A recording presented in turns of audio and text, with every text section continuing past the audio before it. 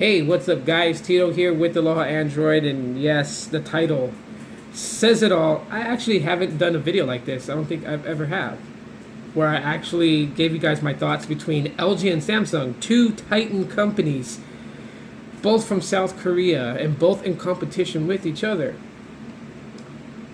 My thoughts between both, because I've used both. I have both. I have a bunch of Samsung devices right here. Besides the J7 that I'm recording with right now, I can't hold it up because it's recording this video for me. Just four of my catalog: Grand Prime, Prevail LTE, S2 Epic 4G Touch, J3. These are the devices that I currently have from Samsung, along with the J7. And they stayed in my catalog of smartphones, which people always keep telling me, like, dude, you should sell your phone so you can purchase other ones. No.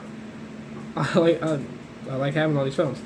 I would hold up LG. Well, I could, but individually, because if I was trying to hold all these phones all up, yeah, I couldn't hold them like, cards. So I have the Realm, I have the Vault, Vault 2, G Stylo, Tribute 5, the Stylo 2 is somewhere, couldn't find it, K3, X Power, and Tribute HD. That's what I got in LG so far. So the differences between the two. Now keep in mind, everyone, this is my opinion. You may not agree, and that's okay. We can agree to disagree. Someone's going to thumbs down this. I know it. But anyhow, okay, so Samsung and LG. What's the difference between the two? I mean, they're both South Korean companies. They're both manufactured in South Korea. And at one point, their UIs were almost identical. I mean, when you look at, like, the UX, UI on the Vault and on the Realm is very mirror imaging to TouchWiz, say, like on the Prevail LTE and the Epic 4G Touch. As both companies grew and they kind of grew along with Lollipop, Marshmallows, when things started to change. So again, things that LG has going for it. And obviously you guys can clearly see by which brand outweighs the other one. Obviously LG in my possession outweighs Samsung. Tends to tell you guys that, no, I'm not an LG fanboy, so cut that out. But I do sway more to LG. And it's for the way that I use Android. Because everyone uses Android phones differently. Everyone looks for different things within Android phones that appeals to them. Not everyone should have to be the same. I guess that's where they got that slogan, be together but not the same. But anyhow, I sway more to LG devices because I'm the type of user that needs good battery life. Battery is number one in my book when it comes to a smartphone, and all else comes second to that. Yeah, sure, people will be like cameras, yada yada, but that's you. If you're a camera person, you're a camera person. If you're a screen display person, you're a screen display person. If you're a gamer, you're a gamer. Me, I'm a juice hog. I'm a juice junkie. Battery matters to me most. Yes, I have power banks. You can always find a place to charge your phone. True. Do I want to be doing that?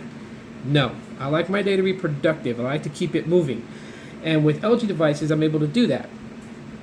From the LG Realm that has a 2100 milliamp hour battery, which is the same as what's on the Tribute HD, I get great battery life out of them.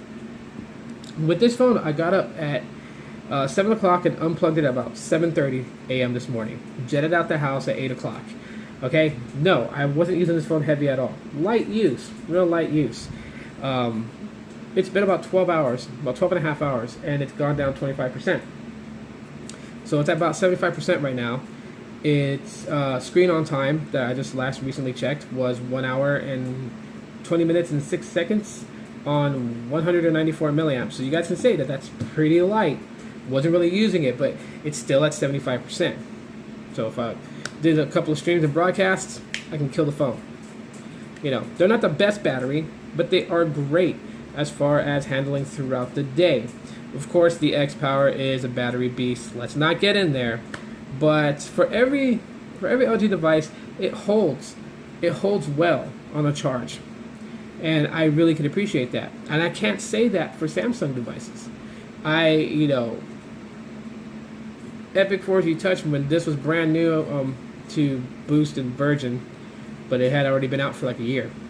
Yeah, not happening here. I had to buy six extra batteries and 2 external battery chargers, and I would carry all 6 batteries when I left the house, and I could be gone for like 4 hours and I would have killed all 6 batteries. And it would be basic things like Facebook and Google Plus and Snapchat and all that other stuff, and I would kill the heck out of this phone. Also, I need to send this phone into repairs because I got to get this power button repaired. That's really all that's wrong with this. Other than that, still going, built to last. But anyhow, yeah. So I just couldn't make it. I have 6 batteries, and the same will go through every Samsung device that I have. Even the J7, the battery dies quicker now. When it comes to Samsung, battery is not a strong point. With LG, it is. So while it may seem like that I'm pretty much crapping all over Samsung and, parading LG, let me tell you some things that Samsung is better at that LG lacks.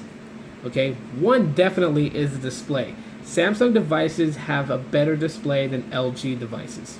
At the end of the day, Super AMOLED just looks super gorgeous. Okay, when you're comparing Super AMOLED to TFT to LCD, they don't touch Super AMOLED. I know someone's going to thumbs down that because they're going to disagree. And hey, we all have our opinions, but this is mine.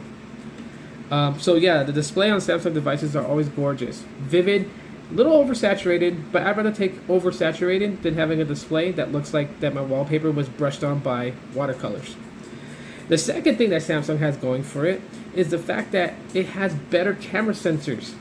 Okay, the J3 camera sensors, people were like, when I did my review on this device, they were like, oh gosh, it's got a 5 megapixel rear shooter, it's got a 2 megapixel front facing shooter, but it does well. It does well indeed. And till today, it does pretty good. This J7 I'm recording with right now is recording this video, and I've gotten some good appraises for my videos and the quality that they are with this camera. So it goes to show you that Samsung really knows how to do it. Their camera sensor options, because I know that not all their camera sensors are built in-house. They also do, I think, grab from Sony and some other companies out there. But the camera sensors that they choose to install into their devices, outshines what LG has.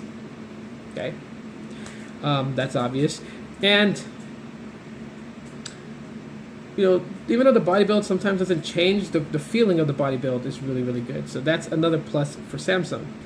Now with LG tries to go a little unique from time to time, as this is probably one of my favorite things about LG is the volume power button in the back, along with the camera. Really nice. I mean, I really wish that my X Power had that same format, but they opted to go with the standard volume rocker on one side, power button on the other side. But hey, no big deal. I mean, still, their display is actually really nice. And of course, 2D ARC display on the Tribute 5 is really nice. People call it the poor man's S6 Edge, whatever. So my thing is really like, yes, I sway more towards LG because battery. Battery is key to me. But when it comes to an overall consensus of all different types of manufacturers, looks like I'm more of a Korean fanboy, I guess, because LG and Samsung, both Korean companies, is the ones I seem to leer more towards. Yeah. So at the end of the day, which really, is it for me? LG's for me. And second to that is Samsung. But I would love to know your guys' thoughts and opinions, so you guys can do that by commenting in the comment section of this video. Click any of the links under the screen to either check out my last video that I just put up. You guys can go to my channel, subscribe, and yeah. So that's it for now. I am really tired. As always, aloha.